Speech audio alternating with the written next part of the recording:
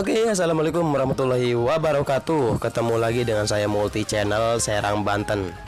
Kegiatan hari ini saya akan mempersiapkan box untuk membuat mesin pembekuan es tercepat.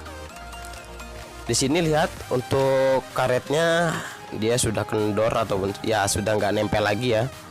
Sebetulnya bukan nggak nempel, tetapi untuk dudukan karetnya dia sudah kropos, rapuh. Jadi nanti saya harus memperbaikinya.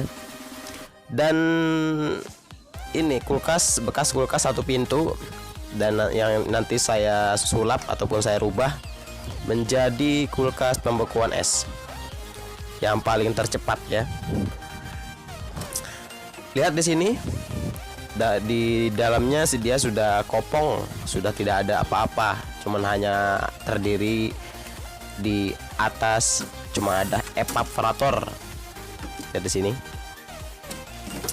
Kita bongkar saja untuk evaporatornya. Kita kosongkan di sini ya. Jangan sampai ada benda-benda di sini. Jangan sampai ada benda-benda ataupun apalagi baju di sini ya. Jadi kita kosongkan semua di sini. Untuk mengosongkannya kita membuka baut-bautnya saja. Sangat mudah sekali. Usahakan ya menggunakan obeng seperti ini supaya mempercepat pekerjaannya, supaya tidak buang-buang waktu. Ini nanti saya bikin menggunakan outdoor 1 PK. Outdoornya tentunya menggunakan outdoor baru ya, yang nanti outdoornya itu mereknya Polytron. Sebetulnya kalau outdoor mah enggak, walaupun menggunakan merek apapun, yang penting outdoornya sehat, apalagi baru, itu bagus, sangat bagus sekali. Dan nanti kecepatannya malah akan lebih cepat akan lebih cepat lagi ya. Mungkin bisa nggak nyampe 2 jam sudah beku. Itu harapan kita semua, nggak nyampe 2 jam sudah beku ya, seperti itu. Jadi untuk yang mesan ya, untuk yang mesan pembuatan es ini, pembuatan mesin pembekuan es ini, mohon bersabar saja. Intinya yang penting nanti jadi ya, karena saya di sini kerja sendirian. Kerja sendirian ya di sini ya saya. Nggak ada helper. Memang saya susah sekali mencari helper yang istilahnya bisa membantu ataupun sedikit paham di bidang pendingin. Di sini susah sekali mencari helper. Kalaupun ada ya, kalau bisa ya bisa membantu apa yang saya kerjakan gitu kan. Itu baru sangat semangat saya kalau seperti itu. Tapi ya susah sekali ya. Jadi saya di sini untuk pembuatannya dari mulai kerangka bawah, dudukan bawah, dan semua sampai akhir saya sendiri yang membuatnya. Jadi butuh waktu lah kurang lebih 1 minggu lah untuk yang hasil maksimal. Kenapa 1 minggu? Karena ya saya juga kan nggak mungkin setelah jadi langsung dikasihin, ya kan ya. Nah lihat, evaporatornya sudah tidak terpakai, lagian sudah pada bocor. udah hancur. Jadi setelah jadi nanti, untuk kulkas ini ataupun mesin pembekuan es tercepat ini, setelah jadi nggak langsung diambil, dan nanti saya harus tes running dulu untuk 1 hari dan 2 hari, 1 sampai 2 hari saya tes running di sini. Jadi nggak boleh langsung diangkut ya. Jadi supaya nanti setelah dipergunakan hasilnya tidak akan diragukan lagi. Seperti itu. Kita copot semua yang ada di sini. Lihat di sini. Untuk pembuangan airnya, copot. Nanti bekas pembuangan air di sini kan ada lubang ya. Itu nanti kita tutup. Jangan sampai di sini ada lubang. Tombol ini nggak berpengaruh, nggak apa-apa di sini. nggak apa-apa walaupun nggak ditutup juga. Lagian kan kalau air kan nggak mungkin setinggi itu ya, setinggi tombol ya, kalau bisa ya dilem gitu. Gitu. Jadi kita di sini sebetulnya kerjanya ingin cepat ya, tetapi ya kita juga kan harus mendesain semua dudukan, berpikir untuk mendesain supaya lebih, istilahnya lebih praktis, lebih efisien. Usahakan seperti itu, lebih enak dipandang, lebih praktis dan lebih efisien. Itu kan harapannya. Dan yang pertama, lebih cepat buku ya. Lebih cepat beku. Nanti insya Allah saya usahakan seperti itu ya. Jadi yang memesan mesin ini mohon bersabar, pada intinya nanti jadi. Lihat di sini untuk pintunya. Untuk pintunya, wow. Ada anak putriku ya di sini. Ya, sip. Anak putri saya tuh kalau sudah dielus-elus udah dia langsung pergi. Kayaknya dimanja. Oke, langsung kembali lagi ke topik yang pembuatan es.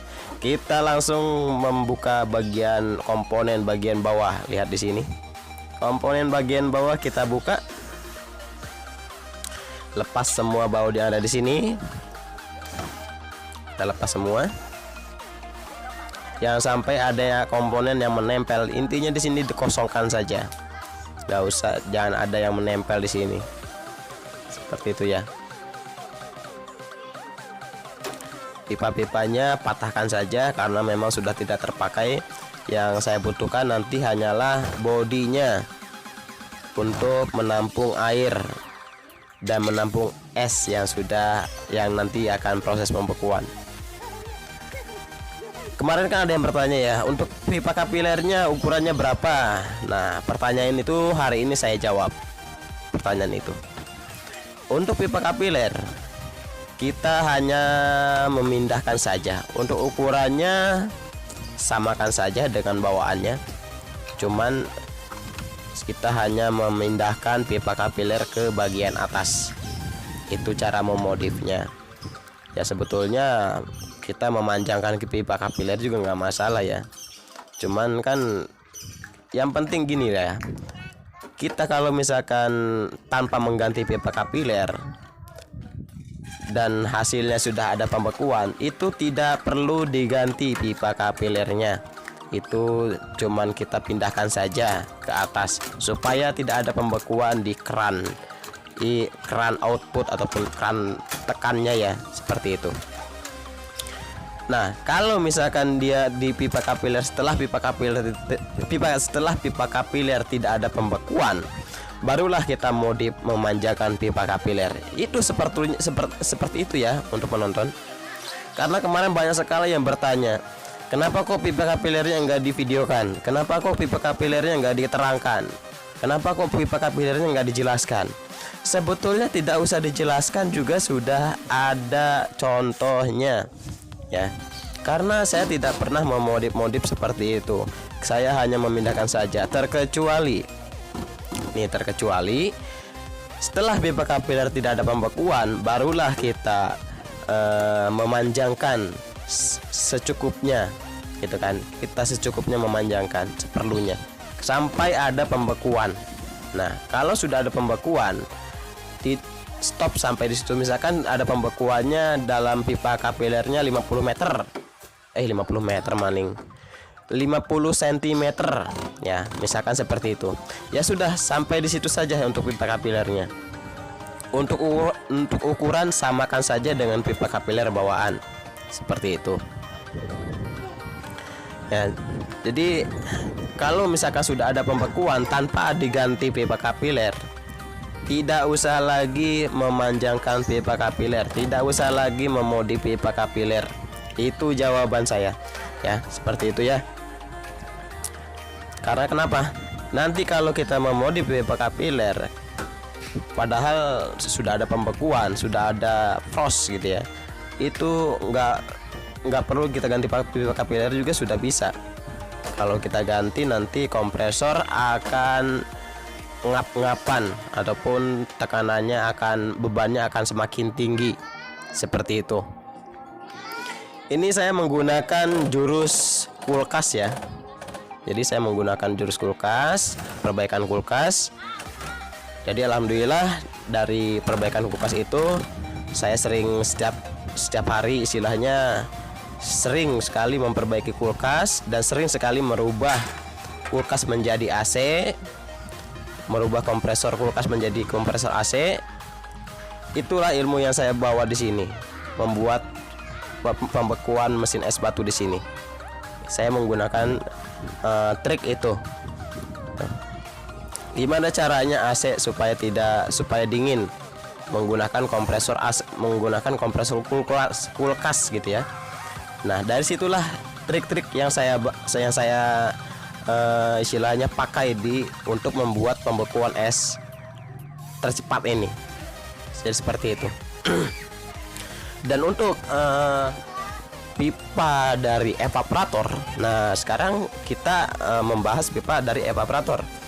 Untuk pipa dari evaporator kita ini saja ya. Kita menggunakan 15 meter. Kalau nggak salah 3/4 ya, kalau nggak salah. Itu kemarin itu kan saya kan lebih 3/4 ya, kalau nggak salah. Jadi untuk ukurannya, untuk panjangnya 15 meter 1 roll. Seperti itu. Ya kalau mau 2 roll juga nggak apa-apa ya. Jadi seperti itu ya untuk penjelasannya.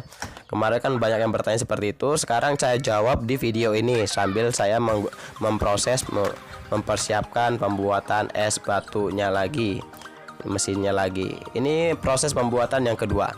Oke? Mungkin sampai di sini saja. Saksikan video selanjutnya dan salam multi channel Serang Banten. Sip.